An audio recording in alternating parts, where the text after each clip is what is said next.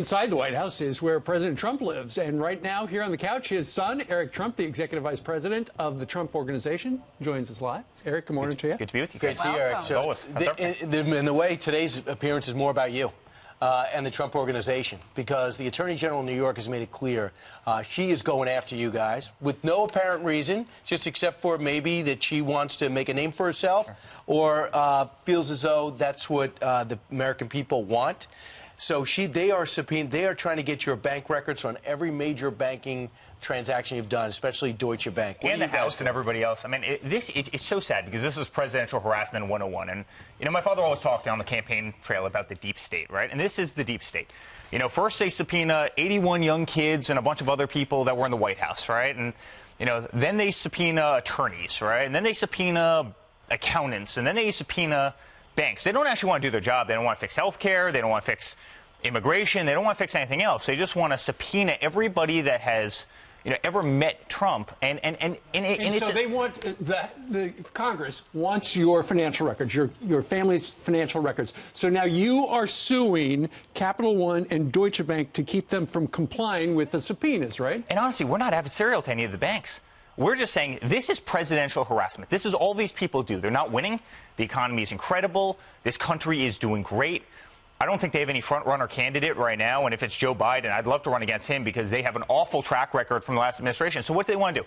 They want to harass Trump. They don't want to do their jobs. They want to harass Trump. The Trump Organization. By the way, it's not just my father. It's Eric, I want to see all your bank records. I want to know how much, you know, Laura spent on baby formula for Luke. I want to know what, you know, how many beers Tiffany had on a Friday afternoon in Georgetown. I mean, these are literally the things that they're asking for. It's not just, hey, let's ask about something. It's any Trump family member from any period of time going back in history. I mean, they're subpoenaing banks that we've never even done business with. I mean, this is how crazy she outlined some things. She says any potential illegalities involving the Trump real estate holdings in New York, highlighting the New York Times investigation. You know, that expansive investigation they did. They want to go back to the 2016 Trump Tower meeting again, examine government subsidies that Trump has received, which were also subject of the Times investigation. You know what's incredible, guys? When Congress subpoenas somebody, they have to have legislative purpose, right? One of the things that they're subpoenaing is for, you know, my father was looking at the Buffalo Bills for a little while to possibly buy the Buffalo Bills. We'd like to see everything associated with your father's potential purchase of the Buffalo Bills. Guys, what the hell is the legislative purpose of subpoenaing for records associated with possibly buying the Buffalo Bills? It didn't happen. In 2009, a deal that didn't happen. But guys, this is how deranged these people are, right? They're not winning on the issues.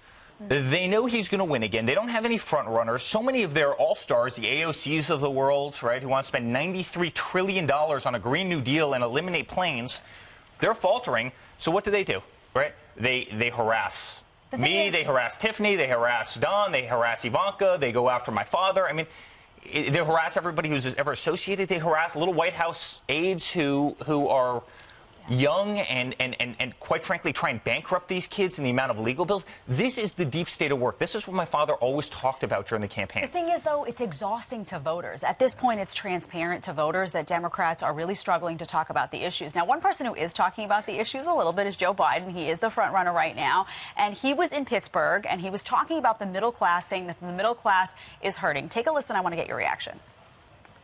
Everybody knows it. The middle class is hurting. The stock market is roaring, but you don't feel it. There was a $2 trillion tax cut last year. Did you feel it? Did you get anything from it? Of course not. Of course not. So this is the corporate tax rate is only for rich people. You know the irony of this whole thing, right? Under the entire 8 years of Obama, you didn't have a single wage increase, meaning wages were totally stagnant during the entire 8 years. In fact, they were even stagnant before that. We have massive wage increase in this country, right? And disproportionately for the lower and middle class in this country. So it's just a disingenuous statement, right? And by the way, about 3 minutes after that, he goes out there and starts talking about health care. I'm going to fix health care. Buddy, you're the guy that broke health care. You and Obama. Obamacare was single-handedly the worst thing that's ever happened to health care in this nation. But now all of a sudden you're going to fix it? And by implying that you're going to fix it, doesn't that mean that you didn't get it right to begin with? Doesn't that mean that the system you created is fundamentally broken? But Eric, the rest of the party is behind Medicare for all. So he stands in, stark contrast to them. He's for Obamacare, which he was part of, versus And you know what? The Democrats won't let you fix. They won't let my father fix health care because they understand that they own health care. They own Obamacare. And if he fixes it and he makes this something great, which is all the guy wants to do, they'll realize that they really messed it up to begin with. I mean, that's the tragedy of our political system and kind of the swamp creatures that you're seeing right here. Really quickly, is your dad worried about the rhetoric from Joe Biden being successful? Because I'm always saying, listen, if people feel that they're doing better in their wallets, in their homes, in their pocketbooks, that's what really matters. Does this worry him when he hears this talk at all? I don't think Biden worries him at all. You know, Biden's talking about jobs going to Mexico, which is, my father started that conversation. I mean, so much of what I saw there was actually my father's voice, and he's reading off a teleprompter. I actually don't think he's good connected all the people. And just to go full circle, the subpoenas were issued to two banks, Deutsche Bank and Capital One, to stop them from giving bank records to Congress. And by the way, they're amazing. Or the they're amazing institutions. We've got great relationships with them. But as a family, we have to fight back. Guys, we have to fight back, right? We're under total siege from all of these people from every angle. All it is presidential harassment. We have to fight back, and you know we're very fortunate that we have the backbone to be able to do it. But and we will. Right. But they're great institutions. And I know you talked to your dad last night.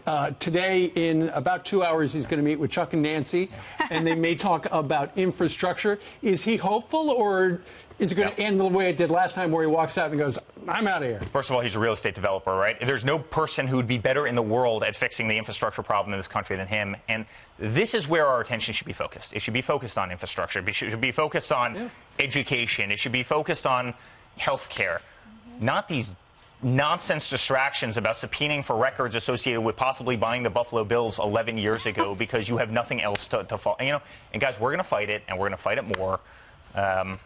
And he's going to win this thing again. I've said that to you before. He's going to win this thing again because the guy's doing an awesome, awesome job. And people are seeing the Democrats for who they are. Well, Eric Trump, thanks so Eric. much. Thanks for being here.